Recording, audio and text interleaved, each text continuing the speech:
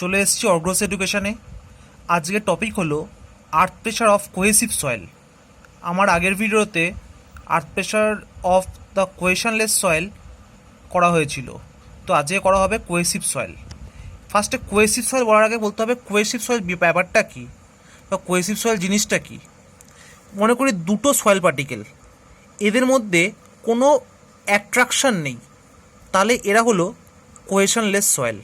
যেমন দুটো ধরেই আমি বালির পার্টিকেল নিলাম, স্যান্ড, দেখবো দুটো বালি পার্টিকেলকে আমি ইজিলি সেপারেট করতে পারছি বা হাতে নিয়ে একে অন্যের সাথে আমি সেপারেট করতে পারছি। তার মানে কি একটা পার্টিকেলের সাথে আরেকটা পার্টিকেলের কোনো অ্যাট্রাকশান নেই, তাই এই ক্ষেত্রে কোহেশন হলো জিরো, তাই তাকে কোহেশনলেস সয়েল বলে। এবার হলো যদি আমি একটু কাদামাটি নিই, তাহলে আমরা দেখতে পারি যে দুটো পার্টিকেলকে আমরা ইজিলি আলাদা করতে পারি না। কেন পারি না? কারণ দুটো পার্টিকেলের মধ্যে তাদের একটা অ্যাট্রাকশন কাজ করে। So this is call cohesive soil. এবার এই কোহেসিভ সয়েলের বিভিন্ন রকম মান থাকে, বা একটা সি এর একটা মান থাকে, সি ফর কোহেশন বা কোহেসিভনেস। তো একটা মান থাকে। জাস্ট এক্সাম্পল দিই, হয়তো আমার দুটো পার্টিকেল নর্মালি যে কোনো একটা আঠা দিয়ে আটকানো, তো তাদের মধ্যে হয়তো একটু জোরে ফোর্স দিলে হয়তো এমনিও আটকানো, কিন্তু একটু ফোর্স দিলে ও হয়তো সেপারেট হয়ে যাবে। তার মানে ওদের কোহেশনের মাস আমি ধরলাম 50। এবার সেই পার্টিকেল দুটোই আমার হয়তো ফেভিকুইক বা ডেনড্রাইট দিয়ে আটকানো, তো তখন তাদেরকে আমার সেপারেট করতে হিউজ অ্যামাউন্টে ফোর্স করতে হবে, তো তখন কোহেশনের মান হলো জিরো। তিনি সয়েল পার্টিকেলের সেই হিসেবে কোহেশনের মান ভ্যারি করে বা কোহেসিভনেসের মান ভ্যারি করে। যদি তাদের মধ্যে কোহেসিভনেস বেশি থাকে তাহলে মান বেশি থাকবে, আর যদি কোহেসিভনেসের মান কম থাকে তাহলে কোহেসিভনেস জিরো কম থাকবে। স্যান্ডের ক্ষেত্রে কোহেশন লেস সয়েল, তাই সি এর মান জিরো। এবার এই জিনিসটা বলার আগেই ফার্স্টে আমাকে বলতে হবে একটা critical depth. It is very important term. এই ক্রিটিক্যাল ডেপথ হলো, আমি মনে করি আমরা ছোটোবেলায় ক্রিকেট প্রত্যেকেই খেলেছি, তো ইট দিয়ে উইকেট আমরা প্রত্যেকেই করেছি। তো আমরা যখন উইকেট তৈরি করতাম, একটা ইটের পর আরেকটা ইট, আরেকটা ইট, আরেকটা ইট রেখে রেখে রেখে রেখে উইকেটটা হতো। তো আমরা একটা সাডেন টাইম অবধি পর গিয়ে দেখতাম যে ওই উইকেটটা এতগুলো ইট হয়ে গেছে ওখানে বা ব্রিক হয়ে গেছে যে তার জন্য ধপাস করে পড়ে গেল। তাহলে ওই যে ডেপথে গিয়ে ওই ইটটা পড়লো, তাকেই বলা হয় ওর ক্রিটিক্যাল ডেপথ। ব্যাপারটা একটু সয়েলের দিক দিয়ে বোঝার চেষ্টা করি। যদি মনে করি এটা আমার পুরোপুরি গ্রাউন্ড লেভেল আছে, তো আমি এখানে গর্ত করছি গর্ত করছি গর্ত করছি। যদি এটা কোহেশনলেস সয়েলের জন্য হয়, আমি দেখব এই গর্তটা করতে না করতেই আশেপাশের সয়েল স্যাম্পেলগুলো এসে এই জায়গাটা ভরাট করবে। বা আমরা দেখতে পারি যখন চালের বা কিছু ডিব্বা থেকে চাল তুলে নেওয়া হয়, সঙ্গে সঙ্গে দেখতে পারি যে আশেপাশের চালগুলো এসে ওই জায়গাটাকে ভরাট করে নেয়। এবার যদি কখনো আমরা ক্লে টাইপের সয়েল বা কোহেসিভ সয়েলে আমরা এরকম হোল করি হোল করি হোল করি হোল করি, তো তখন কখনোই দেখব না যে একটু গর্ত বা হোল করার পরই এই সয়েল পার্টিকেলগুলো এখানে পড়ে যাচ্ছে। ব্যাপারটা কি হয়, আমি মনে করি এখানে অনেকগুলো পার্টিকেল আছে, তো যখন এই গর্তটা করা হচ্ছে তখন কি এই পার্টিকেলটা যখনই পড়তে যাবে, তার পরের পার্টিকেলটা বলবে না আমি তোকে ছাড়া, তুই আমাকে ছেড়ে যাবি না, তুই এখানে থাক। আবার এ যখন পড়তে যাবে, পরের পার্টিকেলটা বলবে না তুই আমাকে ছেড়ে যাবি না, এখানে থাক। তো কি করবে, এরা ইন্টার বন্ডিং তৈরি করবে, যার জন্য কি এরা কেউ হোল বা গর্তে পড়বে না। এবার এটা করতে করতে করতে করতে আমার একটা সাডেন ডেপথ যদি হয়ে যায়, তারপর দেখব এরা ফল করে গেছে, তো সেই ডেপথটাকেই বলা হয় ক্রিটিক্যাল ডেপথ। যেমন আমরা যদি একটা বইয়ের পর আরেকটা বই রাখি, ও পড়ে যাবে না, বা তার উপর আরেকটা বই রাখি, হয়তো পড়ে যাবে না, কিন্তু এরকম রাখতে রাখতে আফটার এ সাডেন টাইম ওই বইয়ের র্যাকটা বা বইটা সেলফটা পড়ে যাবে। তার মানে কি ওই যে ডেপথে পড়ছে দ্যাট ইজ ক্রিটিক্যাল ডেপথ। এবার এখানে একটু স্ট্রেস সম্বন্ধে বলার আগে জাস্ট একটা কথাই বলবো, আমি যে কোনো পয়েন্টে যদি স্ট্রেস বার করি, ভার্টিক্যাল স্ট্রেস যদি আমার একদম সাডেন টপ পয়েন্টে হয় বা জিএলএ হয়, দ্যাট ইজ গামা এইচ বা গামা ইন্টু ডেপথ। একদম টপ পয়েন্টে ডেপথ জিরো, তাই এফেক্টিভ স্ট্রেস বা vertical stress that is gamma into zero করে জিরো হবে। তারপর যদি এখানে এইচ ডেপথ কনসিডার করি, তাহলে সেক্ষেত্রে স্ট্রেস কত, গামা ইন্টু এইচ। তারপর যদি আমি জেড ডেপথ কনসিডার করি, সেক্ষেত্রে কত হবে, গামা ইন্টু জেড। যদি আমরা লাস্টে ডি ডেপথ কনসিডার করি, সেক্ষেত্রে কত হবে, গামা ইন্টু ডি। মানে মনটা হলো যে ডেপথ কনসিডার করব তার সাথে ওই ডেপথের সাথে গামা আমার গুণ হবে বা মাল্টিপ্লাই হবে।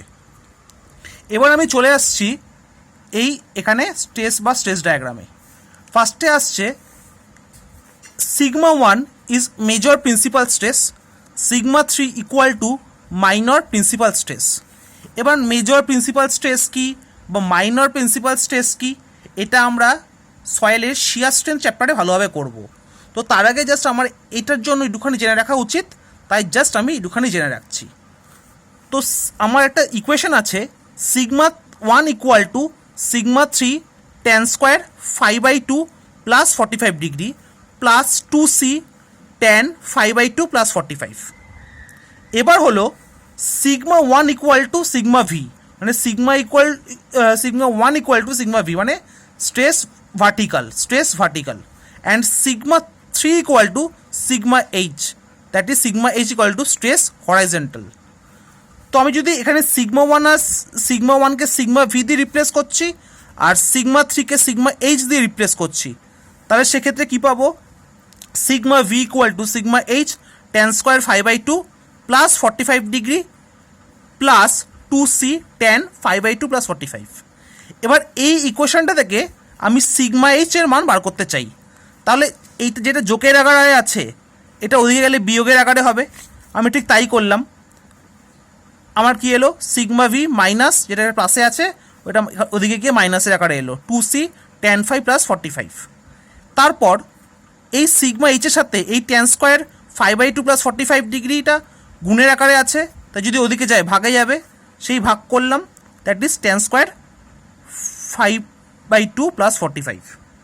এবার হলো তার মানে কি এই যে ইকুয়েশন বাই পোর্শনটা আছে সেটা আমার tan স্কোয়ার 5/2 প্লাস 45 দিয়ে ডিভাইডেড। এবার হলো যদি কখনো x/y ডিভাইড বাই জেড হয় তাকে কি আমরা ভেঙে লিখতে পারি x/z মাইনাস y/z? ঠিক সেইভাবেই আমি এখানে লিখেছি সিগমা ভি ডিভাইড বাই এই পোর্শনটা minus 2c tan 5 plus 45 divide by এই পোর্শনটা, ঠিক সেটাই লিখলাম। এবার যদি 1/tan স্কোয়ার সামথিং হয় তাহলে সেটা কট স্কোয়ার হয়ে যায়। আমি ঠিক এখানে সিগমা এইচ ইকুয়াল টু কী লিখলাম, sigma V cot square 5/2 plus 45 degree. এবার এই পোর্শনে 2c tan 5/2 plus 45 divide by tan square 5/2 plus 45 করে আমার একটা ট্যান কেটে যাচ্ছে আর নিচে 1/tan এর জন্য কট হলো, তাই কট 5/2 প্লাস 45। এবার হলো নেক্সট আমি আসছি cot square 5/2 plus 45 degree equal to K, that is coefficient of active earth pressure. মানে আমরা 1 minus sine phi divide by 1 plus sine phi, তো 1 minus sine phi divide by 1 plus sine phi যা cot square 5/2 plus 45 একই মান, সেটা আমরা আগেই ত্রিকোণমিতিতে জানি, নইলে আমরা চেক করে দেখে নিতে পারি। তাহলে যেখানেই কট স্কোয়ার মান আছে সেখানে আমি কে বসাতে পারি, ঠিক আমি সেই কট স্কোয়ার পোর্শনে আমি কে বসে গেলাম। তাহলে সিগমা এইচ ইকুয়াল টু কী এলো, সিগমা ভি ইন্টু কে মাইনাস 2c, তারপর কট আছে, কট সামথিং আছে, তাহলে কট স্কোয়ারকে যদি আমি কে লিখতে পারি আর তাহলে কটকে আমি রুট ওভার অফ কে লিখতে পারি, তাই কট 5/2 প্লাস 45 জায়গায় 2c রুট ওভার অফ কে এলো, মানে এই কটের পোর্শনটা আমি রুট ওভার অফ কে এ করলাম। এবার তাহলে কি আমি একটা ইকুয়েশন পেয়ে গেলাম যেটা আমি বক্স করে দিয়েছি, that is sigma H equal to sigma V into K A minus 2c root over K A. এটা আমার ভেরি ইম্পর্টেন্ট ইকুয়েশন। এবার আমরা কি ভার্টিক্যাল স্ট্রেস মানেই জানি কি সিগমা এইচ বা গামা এইচ, ভার্টিক্যাল স্ট্রেস মানে কি গামা এইচ, যেটা আমি অলরেডি প্রথমেই বলেছি। তাহলে এখন যখন একদম টপ লেভেলে হবে, একদম টপ লেভেলে কি আমার হাইট 0, তাহলে আমার সিগমা ভি কত হবে, গামা ইন্টু এইচ, এইচ এর মান 0 করে আমার 0 এলো। তাহলে আমার হরাইজেন্টাল স্ট্রেস মানে তো আর্থ প্রেশার বা হরাইজেন্টাল প্রেশারকে তো আমাদের আর্থ প্রেশার বলি, তাহলে সেই ইকুয়েশনটা কি আমরা জানি sigma V K A minus 2c root over of K A, that is আমি সেটাই লিখলাম sigma V K A minus 2c root over of K A. তাহলে সিগমা ভির ভ্যালু আমরা অলরেডি এখানে 0 পেয়েছি, সেই 0টা এখানে বসালাম, 0 into K A minus 2c root over of K A. এবার 0কে সামথিং মাল্টিপ্লাই হলে 0ই হয়ে যায়, তাহলে পড়ে রইল কি sigma H equal to minus 2c root over of K A. মানে আমি সিগমা এইচের ভ্যালু কী পেয়েছি একদম টপ লেভেলে, that is minus 2c root over of K A. So এটা আমি বক্স করে নিয়েছি কারণ এটা আমার ইন ফিউচার লাগবে। নেক্সট চলে আসছি অ্যাট বটম মানে একদম শেষ প্রান্তে, that is H equal to Z. তাহলে সেখানে যদি আমি এইচের জায়গায় জেডের ভ্যালু বসাই কী হবে, sigma H equal to sigma V into K A minus 2c root over K A. তাই সিগমা ভির জায়গায় আমি কী বসাচ্ছি, gamma into H, that is K A minus 2c root over K A. তাহলে সেক্ষেত্রে আমি কি পেলাম, একদম horizontal stress gamma H K A minus 2c root over of K A. এবার হলো এই আমি একদম ওপরে যেটা আমি আগের পেজে পেয়েছি বা আগের জায়গায় পেয়েছি minus 2c root over of K A, এটা আমি আগেই পেয়েছি, সেটা আমি এখানে করলাম। মানে এটা জাস্ট এটা জিরো অ্যাক্সিস টানলাম ওয়াই অ্যাক্সিসে, তারপর যেহেতু মাইনাসে আছে তাই আমি বাদিকে টানলাম, minus 2c root over K A হলো। আর এই বটমে কত পেয়েছে, gamma H K A minus 2c root over of K A. এই আমি ডায়াগ্রামে ড্র করলাম, তারপর এই দুটো পয়েন্টকে আমি এখানে যোগ করলাম। এবার ব্যাপারটা হলো গিয়ে এখানে মাইনাস 2c কে এ আছে, root over of K A আছে, তাহলে এখানেও তো কোনো কোথাও plus 2c root over of K A আছে, হয়তো ব্যাপারটা বোঝা গেল না।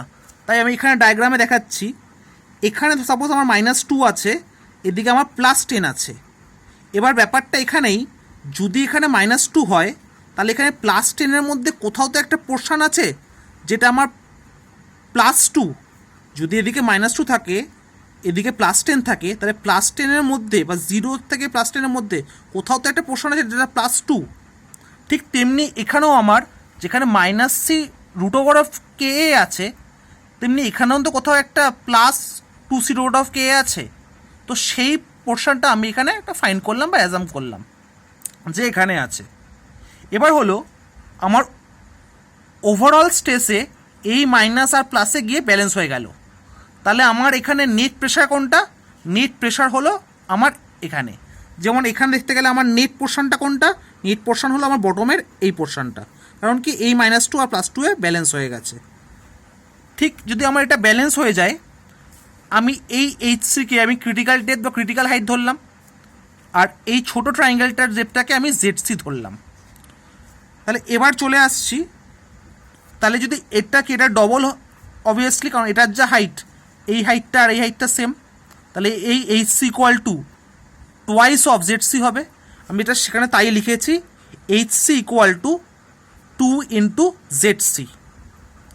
এবার হলো এখানে আমার টোটাল অ্যাক্টিভ আর্থ প্রেশার কত, নেট অ্যাক্টিভ আর্থ প্রেশার হলো এই আমার ট্রাপিজিয়ামের এরিয়া। তাহলে ট্রাপিজিয়ামে যদি আমি এরিয়া চাই, দ্যাট ইজ কি হাফ ইন্টু বিপরীত বাহুদ্বয়ের যোগফল ইন্টু উহাদের মধ্যে দূরত্ব। ঠিক আমি তাই করেছি।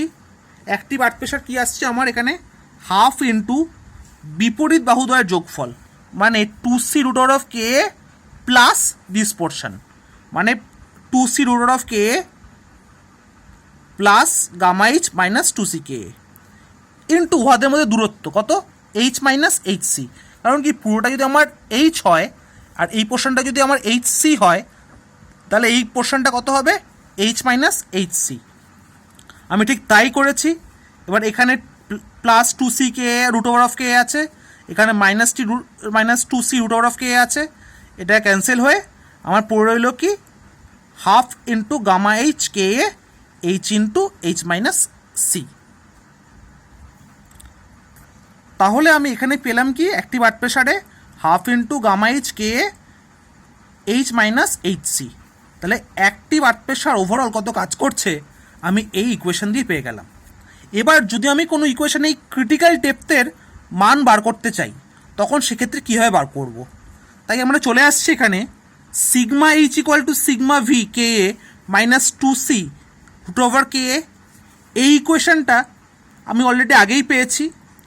এবার এই যেখানে ক্রিটিক্যাল ডেপথ সেখানে অবধি আমার অ্যাক্টিভ প্রেশার কত, 0, কারণ কি এখানে মাইনাস প্লাসে গিয়ে ব্যালেন্স হচ্ছে, মানে ওভারঅল 0 হচ্ছে।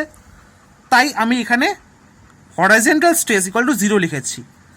আর কি লিখলাম, আমরা জানি কি সিগমা ভি ইকুয়াল টু কি গামা এইচ বা গামা ইন্টু ডেপথ হয়, আর তাই গামা ইন্টু জেড3 করেছি, তার সাথে K A minus 2c root over of K A. এবার যেহেতু এখানে 0 আছে, তাই এইটা যেটা minus 2c root over of K আছে, এটা এদিকে গিয়ে আমি প্লাসে করলাম, তাই কি এলো two C root over of K, এদিকে gamma Z C into K. তাহলে জেড সির মান কত? দ্যাট ইজ এখানে গামা ইন্টু কে এটা গুণের আকারে আছে, ওদিকে গিয়ে ভাগের আকারে এলো, তাই কি এলো? Two C root over of K divide by gamma কে।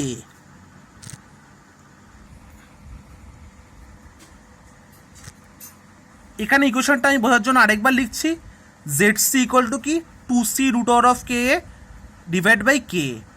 তার মানে জেড সি মান কত? এখানে রুট ওভার অফ কে আছে, এখানে অনলি কে আছে, তাই নিচে রুট ওভার অফ কে চলে আসছে। That is Z C equal to কি আমার? Two C root over of K. তাহলে আমি জেড সির মান পেয়ে গেলাম। আর আমরা কি জানি? এই এইচ সির মান হলো টু ইন্টু জেড সি। তাহলে আমি সেক্ষেত্রে এইচ সির মানও পেয়ে যাব। সো এটা কিন্তু একটু হয়তো লেন্দি লাগলো, কিন্তু এটা কিন্তু ভেরি সিম্পল ইকুয়েশন, একটু টাইম নিয়ে করলে ইজিলি পারা যাবে। তবে এটা একটা আর্থ প্রেশারের একটা very important portion. So that's অর্গোস education for you. Like, comments and subscribe.